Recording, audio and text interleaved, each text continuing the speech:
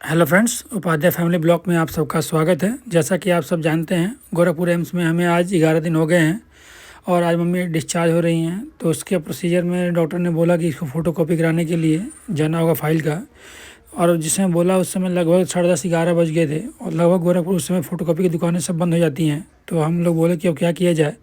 तो हम लोग बाहर निकले वहाँ से लिफ्ट से और नीचे आए, हमारी गाड़ी चालू किए और उसके बाद से हम बोले कि अब क्या किया जाए यहाँ पे। तो मेरे और जो हमारे डॉक्टर साहब हैं अमित, उनसे बात हुई तो हम दोनों ने डिसाइड किया कि अभी तो गोरखपुर में लगभग सारी दुकानें बंद हो चुकी होंगी, तो अभी एक काम करते हैं, स्टेशन के साइड मूव करते हैं। क्योंकि स्टेशन ऐसा जगह है जहाँ रात में दुकानें खुली रहती हैं और वहाँ पे काम बन सकता है। अगर वहाँ नहीं होता है फिर तो सुबह ही कराना होगा। तो हम लोग वहाँ चले। उसके बाद से वहाँ पहुँचने के बाद हम लोग सोचे कि फ़ोटोकॉपी कराते हैं। ये देख रहे हैं आप सामने अमित जो हैं, वो लगातार उनकी आंखें फ़ोटोकॉपी की दुकानें को ढूंढ रही हैं।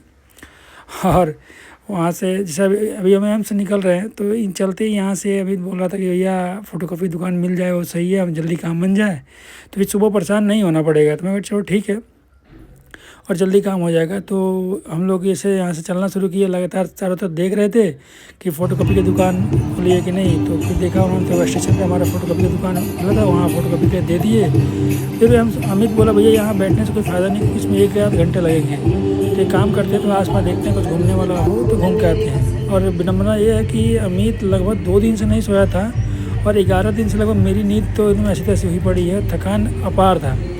तो हम लोग बोले चलो कुछ करते हैं। तो अमित बोला भैया चलो यहाँ भी पास में एक प्लेस है और हमको पता है गोरखपुर आप लोग भी जानते होंगे कि नौका विहार नाम का एक जगह है, वहाँ पे चलते हैं। तो वहाँ गए तो वहाँ तो नज़ारा एक अलग ही था। तो हम लोग देखिए हमारी आँख एकदम पूरी फ्रस्ट्रेट थी, हम लोग थके आ रहे थे और नींद ऐसी कि पूछिए मत। तो वहाँ गए तो देखे कि यार वैलेंटाइन डे है और वहाँ पूरा अलग माहौल बना हुआ था।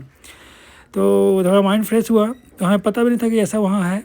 और वहाँ देखिए बत्तख जो है पानी में तैर रहे थे, तो थोड़ा मन को शांति मिला, सुकून मिला। क्योंकि उस समय बहुत शांति थी। और वो जो पार्टी आप लोग देख रहे हैं, जो क्रूज पे पार्टी चल रही थी वहाँ पे, ये मतलब ये अंदर खाने पीने की सब व्यवस्था था। तो हम लोग वहाँ ऐसे ही जस्ट गए थे वॉक करने के लिए। तो हुआ कि चलिए थोड़ा सा यहाँ घूम लेते हैं। तो घूमे, देखे, काफ़ी अच्छा जगह है, अच्छा लगा हमें भी और मज़ा भी आया। थोड़ा सा माइंड का जो हरास था वो निकला वहाँ से। उसके बाद से अगले दिन रात में फ़ोटोकॉपी करा के आ गए थे और अगले दिन हुआ कि भैया अब क्या किया जाए। तो थोड़ा डॉक्टर साहब हमारे हैं जो अमित जी, तो बोले कि चलिए भैया चाय पीते हैं, कॉफ़ी पीते हैं। तो उन्होंने बोला भैया कॉफ़ी ऑर्डर करते हैं। और यहाँ हम लोग गए और कॉफ़ी ऑर्डर किए। उसके बाद कॉफ़ी ऑर्डर करने के बाद हम लोग यहाँ से कॉफ़ी लेते हैं और देख रहे होंगे तो कॉफ़ी यहाँ की काफ़ी अच्छी थी। मतलब इसमें तो मैं शुगर फ्री कॉफ़ी लिया और अमित ऐसे कॉफ़ी लिया। फिर अमित मुझे समझा रहा था कि भैया अभी जो सिचुएशन है, देखिए डॉक्टर साहब यहाँ हमारी यही बात चल रही थी कि हेल्थ को लेकर क्या किया जाए। तो बता रहा था कि भैया हेल्थ को कुछ रूटीन है उसको फॉलो किया जाए तो सब चीज़ें ईजी हो जाएंगी लाइफ में। और जैसे आप सबको जो सबसे बड़ी संपत्ति है, जो सबसे बड़ी हमारे पास दौलत है, वो हमारा हेल्थ है।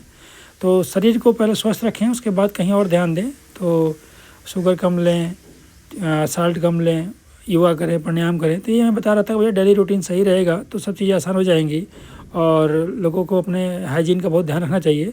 तो यहाँ हम लोग आराम से कॉफ़ी पिए, उसके बाद से हाथ धोए, फिर बाहर निकले। फिर हमने अपनी बचपन की बात कर रहे थे और निकले वहाँ से। और ये हमारा वार्ड था, वार्ड में ये जो आदमी खड़े हैं इनके साथ बहुत ही गलत हुआ था, शायद संयोग था इससे ऐसा गलत हो गया। एक्चुअली में इनके फादर एडमिट थे और इनकी मम्मी उनको देखने आई थी। जैसे वो देख के जा रही थी, रास्ते में उनका भी एक्सीडेंट हो गया और उनकी राइट जो आई थी वो पूरी डैमेज हो गई। तो ये बता रहे थे अपनी पूरी, और मतलब बहुत उदास थे। उसके अगले दिन की वो बात करती सब।